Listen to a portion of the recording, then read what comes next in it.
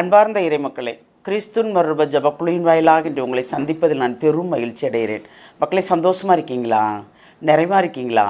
மகிழ்ச்சியாக இருக்கீங்களா? மன அமைதியாக இருக்கீங்களா? மக்களே, மகிழ்ச்சியும் மன அமைதியும் இறைவன் நமக்கு தந்த பெரிய வரப்பிரசாதம் இல்லையா? இந்த நாளே ஒரு ஆசீர்வாதம் தானே. இந்த ஆசீர்வாதத்தினால் அவர் தந்ததுக்கு நாம் நன்றி சொல்வோம் இல்லையா? இன்றைக்கி அவர் என்ன இறைவார்த்தை கொடுத்து நமக்கு விளக்கம் தருகிறார் பார்ப்போமா? நீதி தலைவர்கள் நூலிலிருந்து வாசகம். அதிகாரம் 13. இறை வார்த்தை 2-7 முடிய. சோராவைச் சேர்ந்தவரும் தான் குலத்தோருமான ஒருவர் இருந்தார். அவர் பெயர் மணவாகு. அவர் மனைவி மலடியாய் இருந்ததால் குழந்தை பெறவில்லை. ஆண்டவரின் தூதர் அப்பெண்ணுக்கு தோன்றி அவரிடம், நீ மலடியாய் இருந்ததால் இதுவரை குழந்தை பெற்றெடுக்கவில்லை. ஆனால் இனி நீ கருவுற்று ஒரு மகனை பெற்றெடுப்பாய். இப்போது கவனமாயிரு. திராட்சை ரசமோ மதுபானமோ அருந்தாதே, தீட்டான எதையும் உண்ணாதே. ஏனெனில் நீ கருவுற்று ஒரு மகனை பெற்றெடுப்பாய்.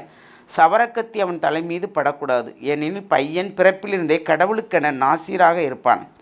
அவன் இஸ்ராயல் மக்களை பெலஸ்தீரின் கையிலிருந்து விடுவிக்க தொடங்குவான் என்றார். அப்பெண் தம் கணவரிடம் வந்து கூறியது, கடவுளின் மனிதர் என்னிடம் வந்தார். அவரது தோற்றம் கடவுளின் தூதரின் தோற்றம் போல் பெரிதும் அச்சத்துக்குரியதாக இருந்தது. அவர் எங்கிருந்து வந்தவர் என்று நான் அவரை கேட்கவில்லை. அவரும் எனக்கு தம் பெயரை அறிவிக்கவில்லை. அவர் என்னிடம், இதோ நீ கருவுற்று ஒரு மகனை பெற்றெடுப்பாய். ஆகவே நீ திராட்சை ரசமோ மதுபானமோ அருந்தாதோ, தீட்டான எதையும் உண்ணாதே. ஏனெனில் பையன் பிறந்த நாள் முதல் இறக்கும் நாள் வரை கடவுளுக்கென நாசீராக இருப்பான். Praise the Lord. கடவுள் யாருக்கு சொல்கிறாரு? மணவாகன் மனைவிக்கு. அவங்க பேர் இதில் குறிப்பிடப்படவில்லை இல்லையா? ஆனால் அவங்க மலடி. எப்படி நமக்கு இயேசு ஒரு பிறப்புக்கு தர்றாங்களோ அதுபோல், ஏன்னா நம்முடைய பாவங்களுக்காக இயேசுவை ஒரு கருவியாக, அதாவது நம்மளை மீட்பராக நமக்கு தருகிறார். அதுபோல் தான் இஸ்ரேல் மக்களை பெலஸ்தீன் கையிலிருந்து மீட்பதற்காக சிம்சோன் என்ற பிறப்பை அவர் தரப்போகிறார் இல்லையா? ஏனென்றால் குழந்தையே பெற லாய்க்கு இல்லை, மலடி. அவங்க எல்லாருக்கும் முன்னால் அவங்க மலடி. ஆனால் அவங்களுக்கு ஒரு குழந்தை பிறக்கும் என்று கடவுளின் தூதர் வந்து அவங்களுக்கு சொல்கிறார். சொல்லும்போது என்ன சொல்கிறாரு? நீ இதை சாப்பிடாத அதை சாப்பிடாதன்னு சொல்கிறார். ஏன்னா மதுபானத்தை எதுவும் தொடாத. கடவுளுக்குன்னு அவன் அர்ப்பணிக்கப்பட்டவன், கடவுளால் தேர்ந்தெடுக்கப்பட்டவன், தாயின் கருவில் உருவாகும் முன்பே.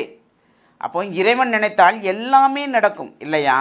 அப்போ ஆண்டவருடைய தூதர் யாருக்கும் வந்து நமக்கு செய்தி சொல்லலாம். நாம் அவரோடு இருக்கும் பட்சத்தில் நமக்காக விடுதலைக்காக ஒரு மனிதரை அவர் ஏற்படுத்தலாம். நம்ம இப்பொழுது துன்பப்படுகிறோமா, துயரப்படுகிறோமா, வேதனைப்படுகிறோமா, கலக்கமுடுறோமா, திகைக்கிறோமா, எல்லாத்துக்குமே பதில் உண்டு இறைவனிடம். ஏனென்றால் அவர் நம்மளை ஆராய்ந்து பார்க்கிறார். ஆராய்ந்து பார்ப்பது மட்டுமல்ல, நமக்கு என்னென்ன தேவையோ அனைத்தையும் செய்து தருகிறார். அப்படி செய்து தரும்போது தான் அவர் எப்படி தருகிறார்? அவருடைய தூதர்களை மனிதனாக கொண்டு வந்து நமக்கு ஆசீர்வதிக்கிறார். நாம் இறைவனோடு ஒன்றித்திருந்தால்தான். இவர்கள் எத்தனை கவலைப்பட்டிருப்பார்கள் இல்லையா, குழந்தையே இல்லைன்னு.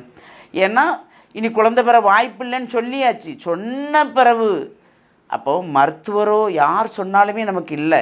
குழந்தையே இல்லாத பட்சத்தில் கடவுளே மட்டும் நாடி இருப்பவர்களுக்கு கண்டிப்பாக கனி கிடைக்குமா கிடைக்காதா? கிடைக்கும். அது எத்தனை ஆண்டு காலம் ஆனாலும்.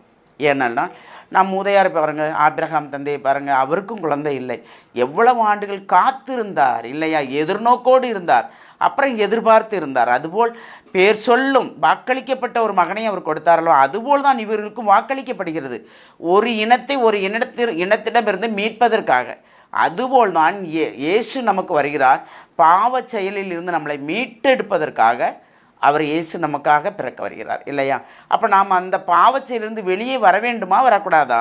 சிறு சிறு குற்றங்கள் இருந்தாலும் உடனுக்குடன் நாம் மன்னிப்பு கேட்கும்போது அது நமக்கு பெரிய வரப்பிரசாதமாகிறது. அந்த வரப்பிரசாதத்தை தருகிறது யார்? இறைவன். மனசு ஒன்றிக்க வேண்டும், நம் ஆன்மா தூய்மைப்பட வேண்டும், அதைத்தான் அவர் விரும்புகிறார். அப்போ இந்த நிலையில் நாம் இருக்கிறோமா, இல்லை எந்த நிலையில் இருக்கிறோம்? இயேசுவை கண்டுகொள்ளாது இருக்கிறோமா, அறிந்து கொள்ளாது இருக்கிறோமா?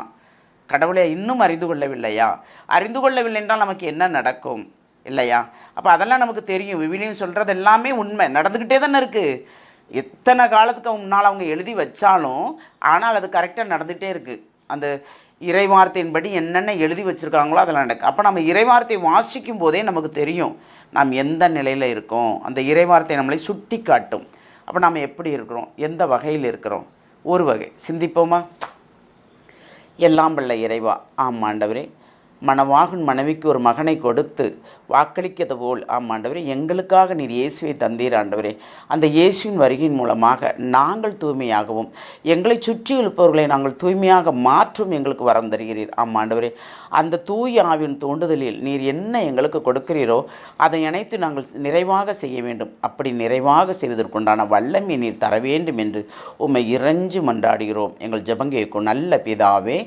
ஆமேன், ஆமேன், ஆமேன்.